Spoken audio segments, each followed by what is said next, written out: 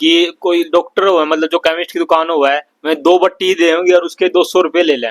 हाँ जी, तो क्या देखो वो सही है? वो सही नहीं है। वो देखो आजकल क्या लोगों को जागरूक होने की आवश्यकता है। तो मैं तो क्या तो दवाई पे कितने के बच जाए, एक दवाई पे मान लो कितने रुपये बच जाए? लोग एमआरपी पे भी बेच देते हैं कहीं। वो पेशेंट को दे देते हैं, मान लो 100 रुपए की दवाई है, 100 रुपये एमआरपी है उसका, तो वो 100 की बेच देते हैं। और वही चीज़ सेम दवाई 100 रुपए की हमारे को 30।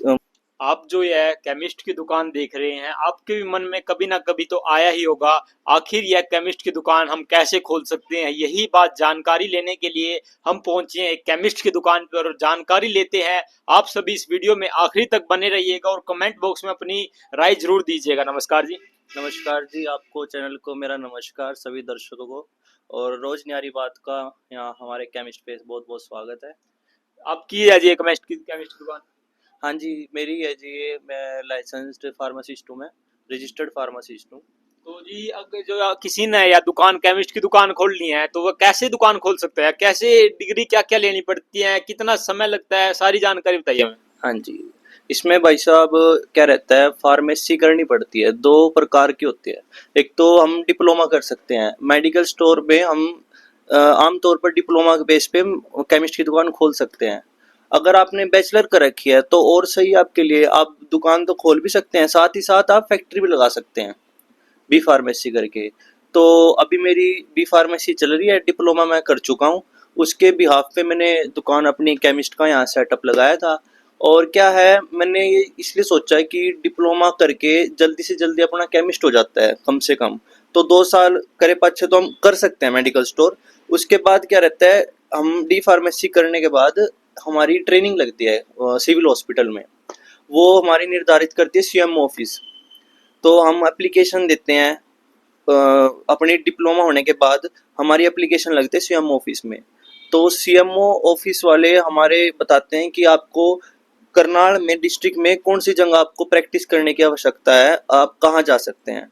तो मेरी लगी थी सिविल हॉस्पिटल में, जहाँ बहुत अच्छी प्रैक्टिस होती है। मैं आपके सभी दर्शकों को यही बोलना चाहूँगा कि अगर आप फार्मेसी का काम सीखना चाहोगे तो सिविल हॉस्पिटल में कोशिश करना कि वहाँ ट्रेनिंग करो, क्योंकि वहाँ अच्छी प्रैक्टिस होती है, अच्छे लोग आते हैं, मतलब काफ़ी संख्या में लोग आते हैं। तो क्या बीएससी करने के बाद कोई भी मेडिकल की दुकान खोल सकता है? नहीं नहीं जी, बीएससी करने के बाद कोई मेडिकल की दुकान नहीं कर सकता। इसमें आपको फार्मासिस्ट होना जरूरी है। बीएससी नहीं, डिप्लोमा करके आप बीएससी के बाद डिप्लोमा भी कर सकते हैं। अगर आप मेडिकल के स्टूडेंट हैं, आप नॉन मेडिकल के स्टूडेंट हैं, तब भी आप डिप्लोमा कर सकते हैं, डिप्लोमा इन फार्मेसी। तो ऐसा भी नहीं है कि मेडिकल का स्टूडेंट ही फार्मासिस्ट बन सकता है, नॉन मेडिकल का बच्चा भी फार्मासिस्ट बन सकता है। और आपके दिमाग में क्या शुरू आया कि केमिस्ट की दुकान करनी चाहिए? देख आपने ऐसा कभी सोचा कि मेरे को डॉक्टर बनना चाहिए, केमिस्ट की दुकान क्यों करी? देखो जी, मैं बताता हूँ कि डॉक्टर का क्या है। एक बहुत ही सिलेबस, वास्ट सिलेबस है, और एक टाइम टेकिंग प्रोसेस है डॉक्टर बनना। हमारे से देखो काफी अच्छे लेवल पे तो होती हैं डॉक्टर, नो डाउट, सभी को पता है डॉक्टर तो डॉक्टर होते हैं और वो अच्छी कमाई भी कर लेते हैं। लेकिन सबके अलग अलग विचार, अपने अपने सबके ड्रीम होता है। एक मेरा क्या था कि जी मेरे को फार्मेसी फार्मासिस्ट बनना है, मेरे को बिजनेसमैन बनना है। मैं फार्मास्यूटिकल कंपनी में आना चाहता हूँ, या फार्मास्यूटिकल सेक्टर में आना चाहता हूँ, जहाँ पे मैं लोगों की मदद कर सकूँ अपने दवाइयाँ बनाकर, या केमिस्ट की मतलब अनेक प्रकार की उनको दवाइयाँ देकर सस्ते दामों पे। आजकल क्या है कि मेडिकल स्टोर तो बहुत हैं, लेकिन लोग काफी मतलब मार्जिन क्या, बिल्कुल कम परसेंट डिस्काउंट करते हैं जेनरिक दवाइयों पे भी। वही 20-20% दे रहे हैं। हमारे यहाँ ऐसा कुछ नहीं है, 50-60% तक भी हम छूट देते हैं कस्टमरों को, वो दवाइयों के हिसाब से। जेनरिक दवाई, अच्छी ब्रांडेड जेनरिक दवाई रखते हैं। क्योंकि मेरा था कि मैं डॉक्टर बन जाऊं, पर उसमें 13-13, 14-14 साल देने पड़ते हैं पढ़ाई के लिए, और फिर जाके हम कहीं ना कहीं प्रैक्टिस कर पाते हैं। फार्मासिस्ट एक एक ऐसी लाइन है, आप कम समय में अच्छा पैसा कमा सकते हैं। इवन आप डॉक्टर से भी ज्यादा पैसा कमा सकते हैं अगर आपकी सेल अच्छी है। अगर आप नॉर्मली मतलब दवाई भी बेचो ना, वो काफी ऐसे इतने फार्मासिस्ट हैं डॉक्टर से अच्छा कर रहे हैं अपनी फील्ड में। तो जब आपने यह दुकान करी, इसमें बहुत सारी मुश्किलों का भी सामना करना पड़ेगा, आपने क्या क्या थी वो मुश्किलें? हाँ जी, देखो मुश्किलें तो इतनी कुछ नहीं आई, लेकिन हाँ टाइम लगा था मेरे को लाइसेंस मिलने में। ये जी, हमें सबसे पहले क्या करना पड़ता है, ट्रेनिंग हमारी होने के बाद 6 महीने की ट्रेनिंग लगती है हमारी सिविल हॉस्पिटल में। उसके बाद हम फिर वहाँ से लेटर मिल जाता है भाई हमारी ट्रेनिंग हो चुकी है। फिर हम अप्लाई करते हैं डीआई ऑफिस में। डीआई ऑफिस की साइट होती है एक जियो drug.gov.in के नाम से। तो हम उसमें अप्लाई करके या हम किसी के माध्यम से भी अप्लाई कर सकते हैं। बहुत कोर्ट में बैठे हैं एक हैं आदमी, तो सुखविंदर नाम है उनका, अगर किसी भाई को करना हो, सुखविंदर नहीं सुरजीत नाम है, तो उनके पास आप जा सकते हैं। तो वो अपनी फीस लेते हैं, वो अप्लाई कर देते हैं लाइसेंस के लिए। तो डीआई ऑफिस में हमारी एप्लीकेशन सबमिट हो जाती है।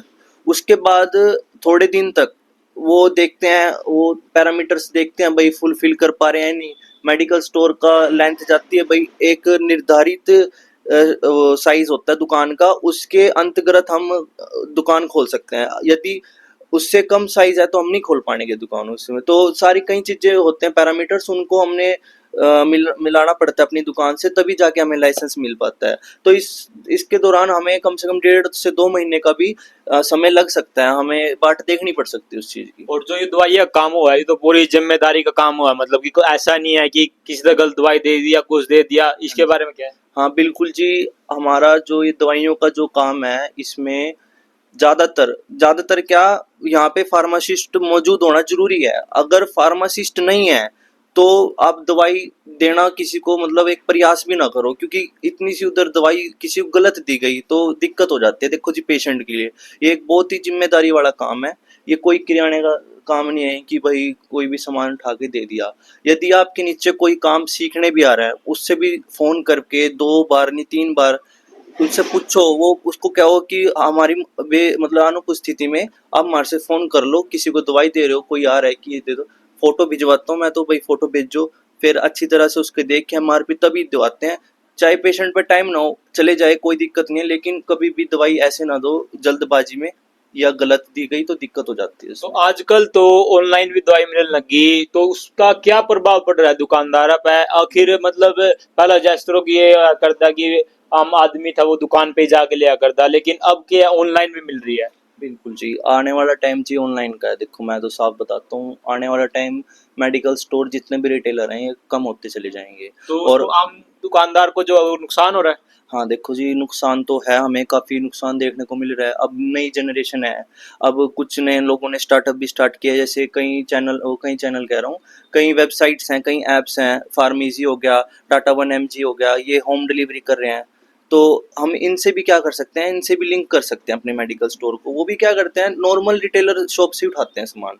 जैसे किसी को भी दवाई बेचनी है, मतलब खरीदनी है, कोई भी कस्टमर ने उन पे क्वेरी डाल दी मेरे को ये दवाई चाहिए, तो वो रिटेलर हम क्या करते हैं रजिस्टर कर लेते हैं, जैसे टाटा वन एमजी के साथ या फार्मेसी के साथ हम रजिस्टर कर लेंगे अपने फर्म को कि भाई आपको कोई भी वसंत विहार में दवाई चाहिए तो आप हमारे से लेकर आप दवाई को वो कर सकते हैं, मतलब डिलीवर कर सकते हैं। तो हम उनके साथ हम मिलकर काम कर सकते हैं, कोलैब कर सकते हैं।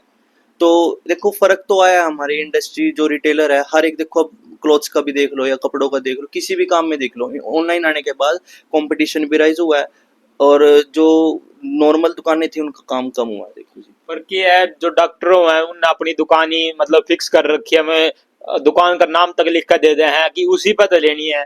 तो हम उसका क्या होगा, जो वैसे अगर जो कोई दुकान कर रहा है तो उस पर तो कोई आने का ही नहीं।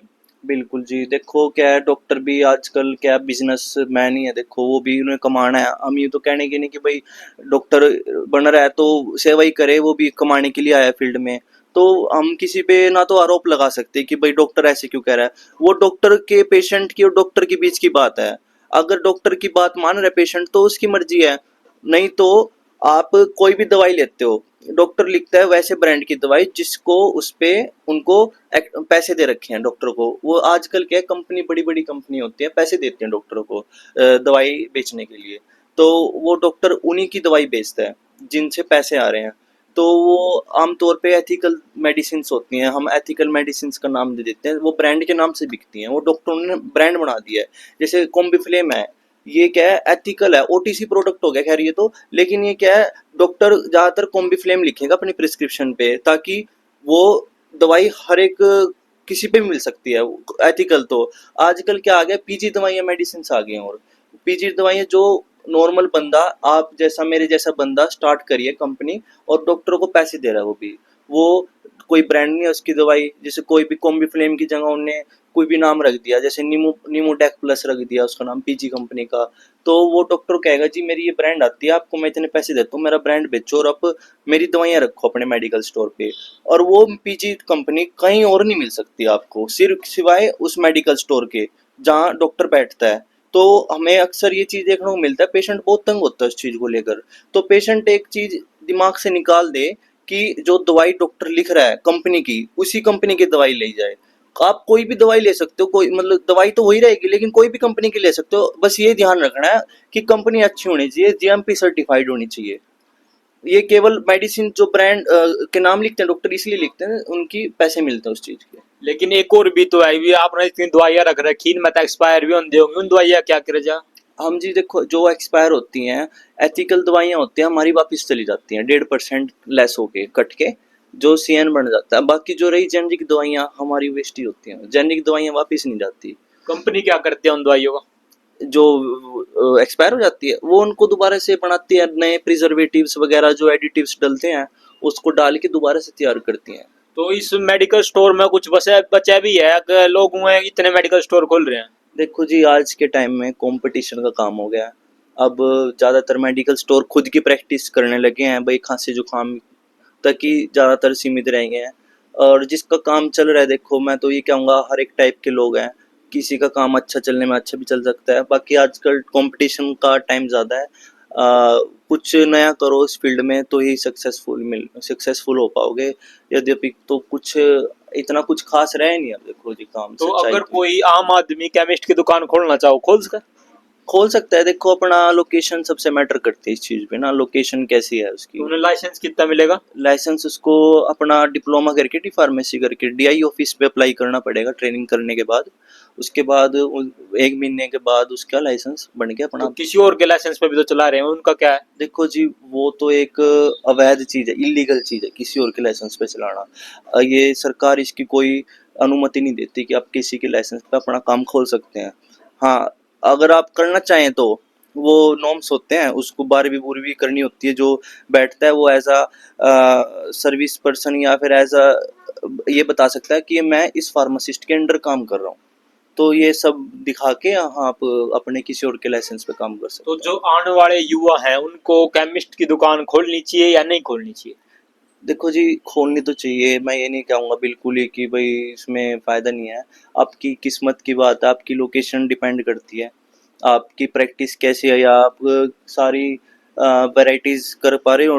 मतलब आपको पेशेंट को खुश करके भेजना है, चाहे कैसी दवाई सस्ती करके भेजो या सारी दवाई अवेलेबल करके भेजो, वो सारा का सारा आप पे ही डिपेंड करता है और टाइम पे डिपेंड करता है। दवाई पे तो देखो, जेनरिक की जो मार्जिन होता है ना, जेनरिक पे अच्छा मार्जिन मिल जाता है। अब हम तो देखो ज़्यादा नहीं रखते मार्जिन, लेकिन आम तौर पे लोग, आपने जैसी ये बात कही, ये मेडिकल का जो मेडिसिन का है, देखो है दवाइयाँ महंगी होती हैं, एथिकल दवाइयाँ हैं ना वो महंगी होती है, नो डाउट उसमें, क्योंकि काफ़ी चीज़ें होती हैं। डॉक्टरों को भी पैसे जाता है, कंपनी के जो सेल्स पर्सन होते हैं उनको भी पैसे जाता है, केमिस्ट को भी नहीं इतना बचता। लेकिन हाँ, जेनरिक दवाइयों में कहीं ना कहीं हमें मार्जिन देखने को मिलता है। तो आप अगर जेनरिक का है मेडिसिन मेडिकल स्टोर है आपका, तो उस पर आपको बचत मिल सकती है। तो अगर आपकी दुकान से ही किसी ने दवाई लेनी हो तो वो कैसे आ सकता है आपकी दुकान तक, बताएंगे एड्रेस? एड्रेस जी, हमारी दुकान वसंत विहार में है, गली नंबर 12 पड़ती है, और ये पालम कॉलोनी की 3 नंबर गली के सामने है। और यहाँ पे हमारे पास ठेका है एक, तो यहाँ शराब का पूरे वसंत विहार में एक ही ठेका है, इसके पास पड़ती है, शिव के फार्मा नाम है, करनाल में। मेडिकल स्टोर करनाल में, आईटी चौक के पास। जैसा कि आप सभी ने सुना कि एक मेडिकल स्टोर में क्या किस किस चीज की जरूरत होती है और कौन बंदा मेडिकल स्टोर खोल सकता है, और अधिक जानकारी के लिए आप देखते रहिए रोज न्यारी बात। मेरा नाम है ऋतिक मडाड।